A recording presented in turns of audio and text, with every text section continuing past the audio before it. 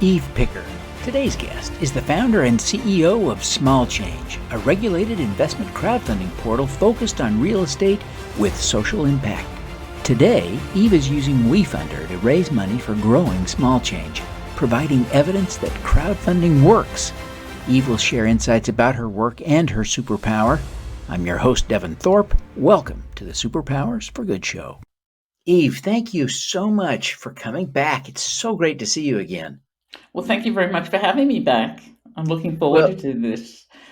Yeah, when I had you on last time, it was just before SuperCrowd 22. You were great at SuperCrowd 22. It was so good to talk to you about the great things that you're doing at Small Change. I just loved I love your impact focus, crowdfunding platform, Small Change. It's just amazing and inspiring.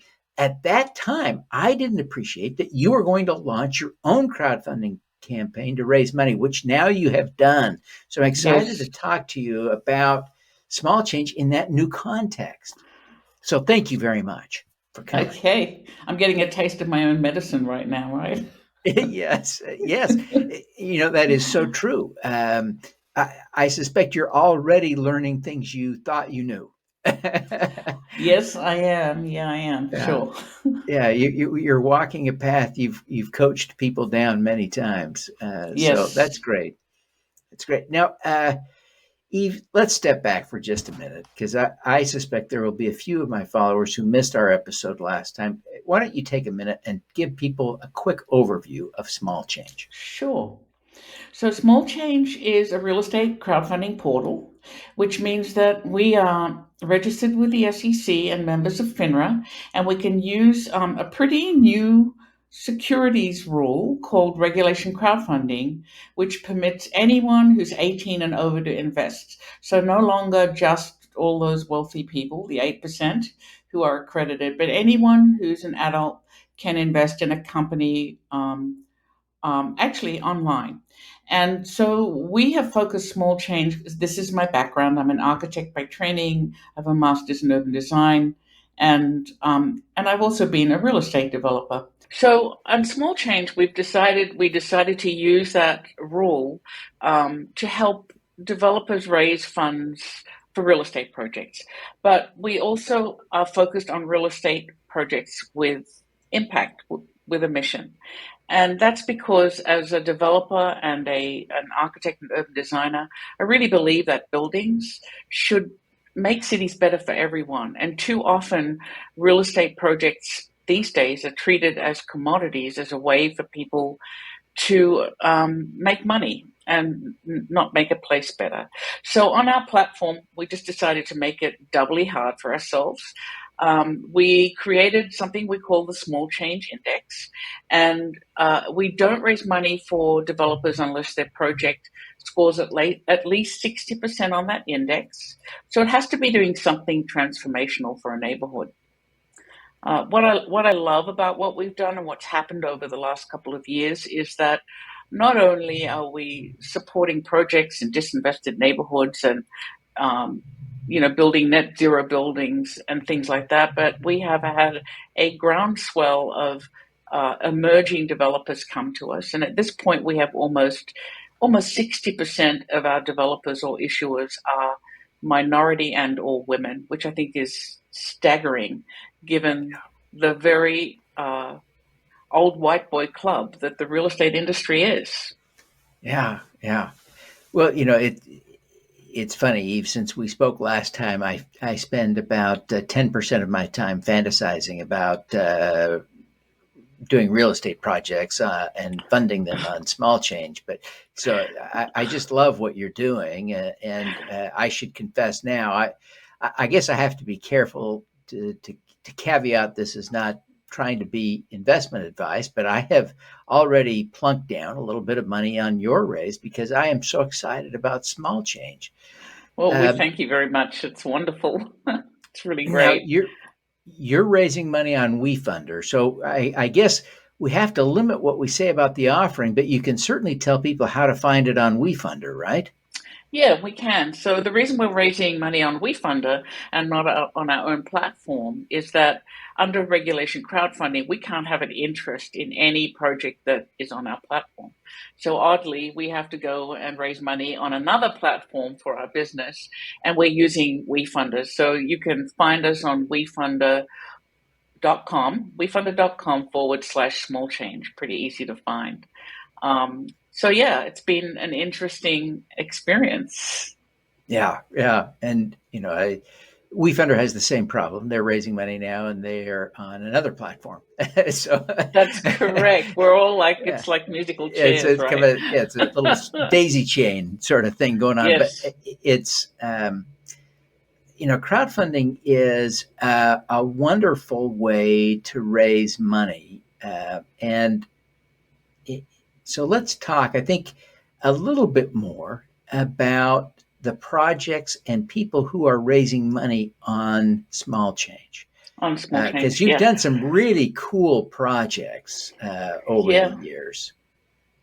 So I would say at the moment we have, maybe five of the best projects we've ever had that are live. And what really has happened over the last couple of years is there's been a definite, and this came with COVID and the groundswell of unrest around um, equitable places. There's been this movement towards experimenting with community ownership in real estate, which is pretty wonderful to watch. So um, we have one project that on our platform that's actually aiming to be 100% community owned, which is extraordinary, and it's really been fun to see them put it together. Um, we list projects all over the country. Right now, we have one in Phoenix, Arizona, another in California, another in Portland, one in Oakwood, Texas, and another one in Illinois. So we're pretty neutral when it comes to place. It's really about the type of development the developer's doing. And for us, we developed this change index um, because we think change comes in lots of ways. It isn't just about ESG or net zero. It's really about who the development team is. Are they, have they had an opportunity to do a project before? Is it in a place that hasn't had investment? Is the building doing something special for the neighborhood? Is the building especially environmentally friendly? All of those things, or any sub category of them, could be very transformational. We don't expect any one project to do all of those things. You know, So that's and yeah, well, I was going to say, crowdfunding also tends to provide its own intrinsic value to a project in terms of a social absolutely. benefit. So, for instance, if a developer is building affordable housing, typically those are rental units, and the people who live there have don't um, they can live affordably, but their rents will tend to rise with inflation, and they're not building any equity. If they were to move into a project that was being funded via a crowdfunding project, they would have an opportunity to have some Yeah. ownership in the place where they lived, and it completely changes that relationship in a very exciting way, right? It does, and we're seeing crowdfunding in this way being used in a variety of ways. I mean, we certainly have projects who come to us, or developers who come to us who really need that equity to be able to get the bank loan and get the project built. That's the simplest equation. I need the equity because the bank wants to see it, right? And I can't raise it all from the people I know, or I just can't do it. But we're talking to some very large developers now who understand the value of engaging community more than just having a community meeting, actually giving them ownership in this place, especially if they're already living there and the value of the neighborhood they live in is going to improve. They want to give them some piece of that. So we see, the two extremes here. People use crowdfunding for such a variety of reasons. Yeah, and with such exciting effect in Yes, turn I agree. from where I sit. Um, Let's talk a little bit more about the people. You've talked about the fact that about 60% of the people who have raised money successfully on small change are not white men. That's Uh, correct. what can you give us some examples so we can kind of get to Oh, know maybe one or two of these developers that yeah. are a little non-traditional? I hope some bankers are listening. So we have two gentlemen who are black who have purchased a building in Portland, Oregon. They are world-class artists. One of them works for a sports franchise, designs their uniforms and does other artwork. The other is an astounding photographer who has had clients like National Geographic and Fortune 500 companies. And they decided that they wanted to create a creative hub in downtown Portland, and with the help of a seasoned developer, found a building and purchased it. Their creative hub, really the purpose of it is to create a meeting place for other people who look like them. They say they really have nowhere else to go, and they want to create a place where they can have gallery shows, where they can play music, where they can have rental studios for people, so that there's a little hub of activity for people who are um, at the moment don't have anywhere to congregate. What is really almost makes me want to cry is when they talk to me about how difficult it's been for them to find a bank loan, and um, I really don't want to believe it's racism, but on the other hand, I have to believe it's racism because they've been to a dozen banks with a very professional looking business plan, which had their images in it. Once they took their images out, the bank started talking to them. So in the real estate industry, this is what we encounter. We don't know for sure how women or minorities are being treated um, by loan officers. We don't know. I don't believe it's necessarily intentional, but the culture is so ingrained, that someone who looks this way, a white man, has more experience as a developer, and therefore the bank's more likely to get their money back. I really don't know what goes on in their heads, but this is a common story, a very common thread that we hear on our platform. And I small change is little. I I do hope we have some little measure of success to stop that behavior. Now, you've heard venture capital statistics, I'm sure. This year, about 2% of venture capital funds invested have gone to women owned companies, and only 1.2% to minority owned companies. While that isn't tracked in the real estate world, I have to believe it looks exactly the same.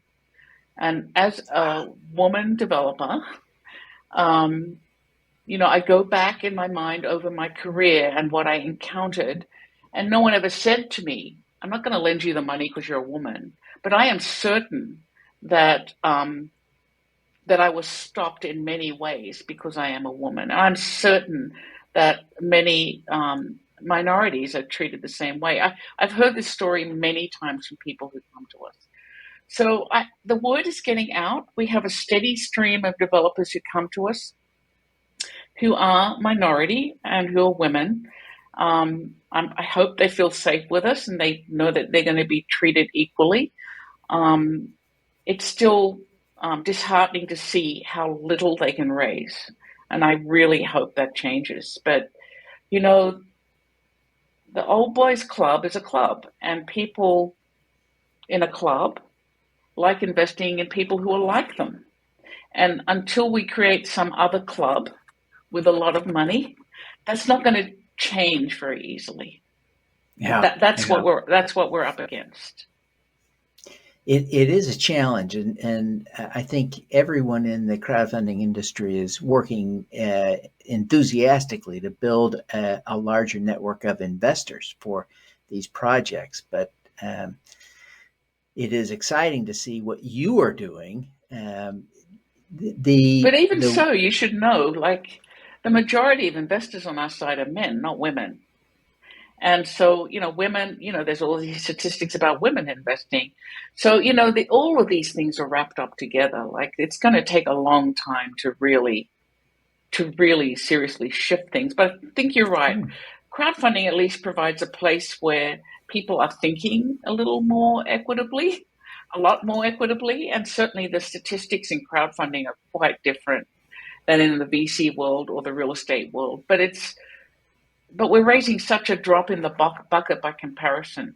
The statistics are good, but the total amount of dollars are minuscule by comparison to VC funds invested or enormous real estate funds or whatever you want to point to. Yeah. It seems to me that small change is what you envisioned, except only perhaps that you envisioned something that would become bigger. That you are right on track with your projections, goals, and vision for small change. How do you feel about it? Well, in some senses, I think we're better than I thought we'd be in terms of the amount of diversity on our platform. That really makes me very happy. Um, I've become very cynical about impact investing. I'm not sure it's real. I think that impact investors with a lot of money like the idea of the gravy that impact gives them, but I don't really believe that they want to give up a cent of return. So where I am today is a little cynical. I I I don't know what it's going to take to really shift things, but there is so much money being poured into um, the same. So much money. Like we're just working on the fringes here. This is like not even a drop in the ocean by comparison. So what's it going to take to, have a 10% share or, something meaningful? I don't really know. Yeah, it really is. I think frustrating at times when we see impact investors, even sometimes impact investors who think of themselves as impact first, unwilling to concede any portion of their returns.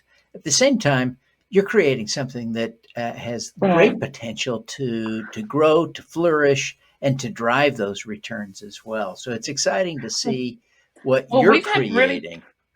we've had pretty good returns. So the projects that have gone full cycle that raised money with us have averaged about a 12.5% internal rate of return, which is really It's pretty great. good, especially because these were early projects, and I really believe that we've gotten better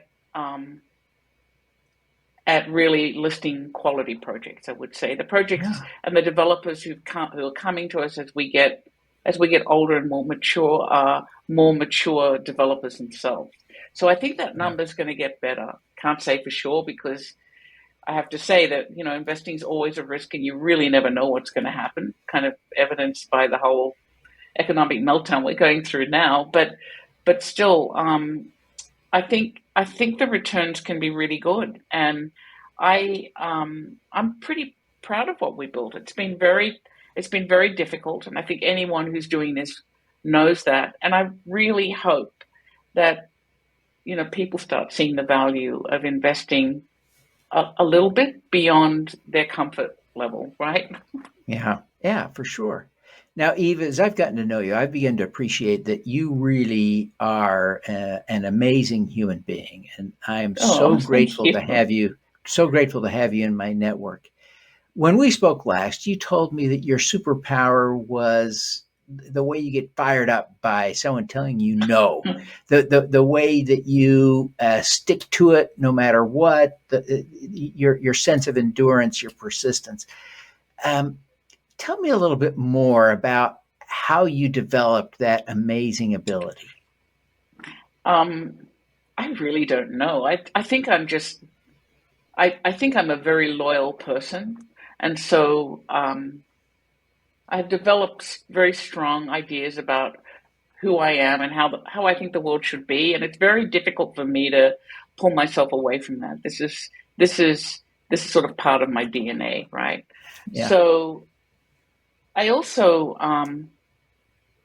I don't think of myself as a really kind of out there creative person taking risks, but I think I really dot my I's and cross my T's. And so when I do a project like Small Change, I've really thought it through, and I'm pretty careful about what I do. I'm not sure the rest of the world views it that way.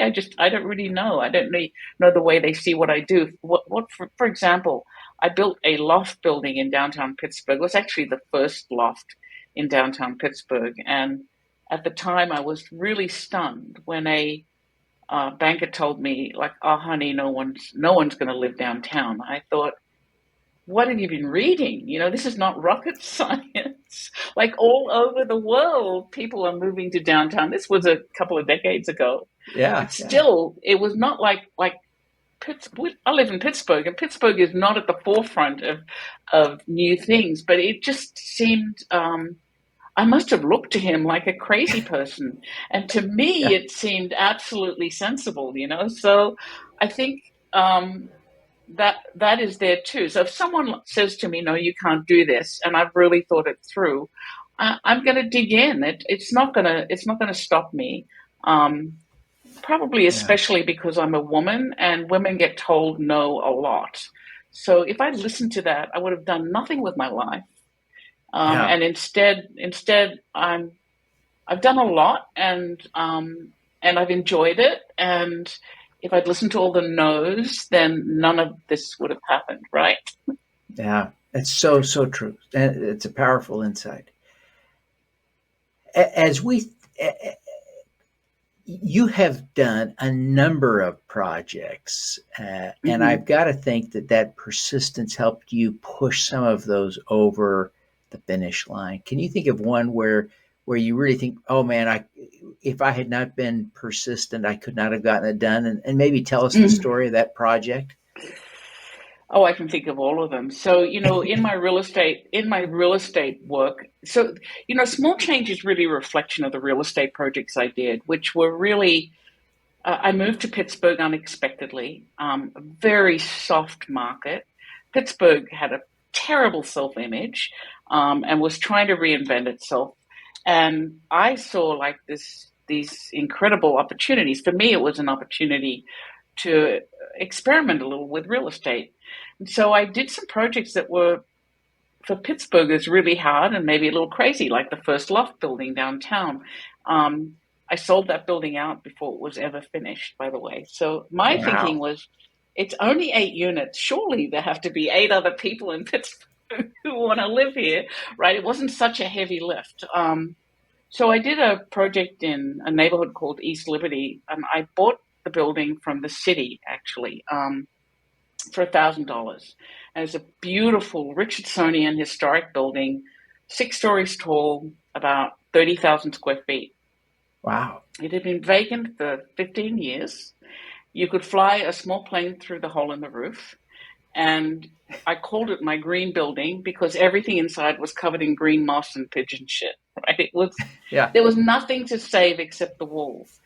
And that project took me a year longer to close than I wanted. It took 12 sources of financing. Even at a cost of $1,000, the bank would not lend me more than 40% of the total.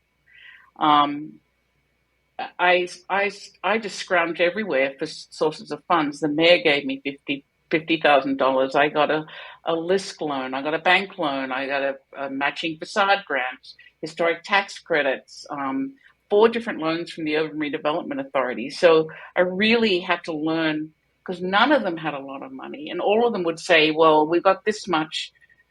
Figure out how best you can use it." And I really had to learn how to manipulate my spreadsheet and the numbers to make it work. That was that was an intense project that I wasn't sure I would finish. And today that neighborhood has stabilized, and it's the beautiful building, and I'm glad I was be able to bring it back to life. So all of my project looks somewhat like that. The building I live in, which ended up being published in Dwell and got an AIA award, is a tiny little 5,000 square foot building. with retail first floor and 3 units. And it took me 5 years to build that.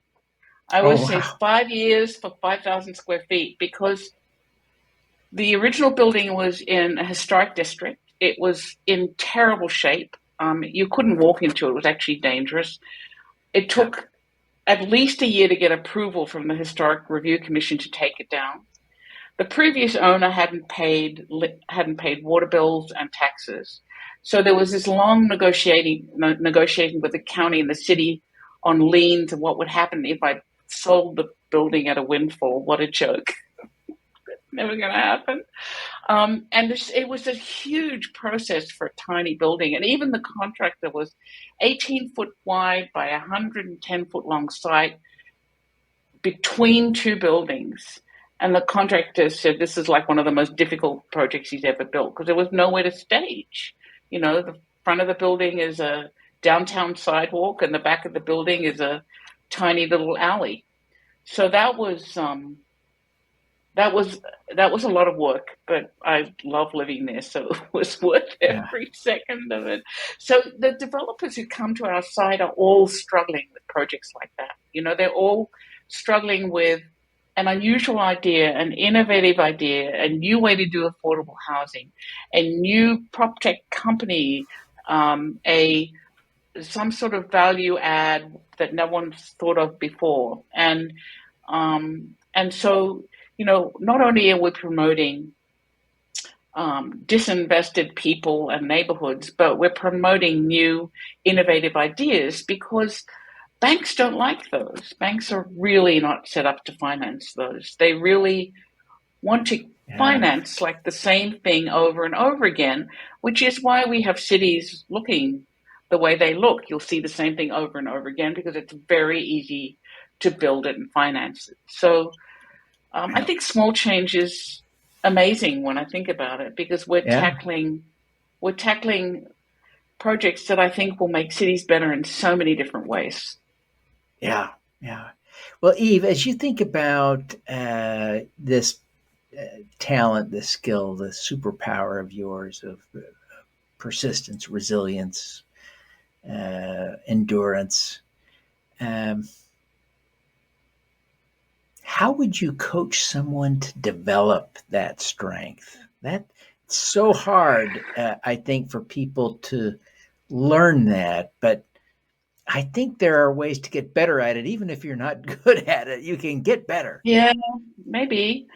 Um, I think probably another superpower I have is not listening to people, which some might think is bad, but I think is actually good. I think if Yeah. this is not for everyone. I think there are people who are very happy um, being part of a team and not being a leader and not taking those sorts of risks. I'm just not that person, so I'm not sure you can coach everyone to do that.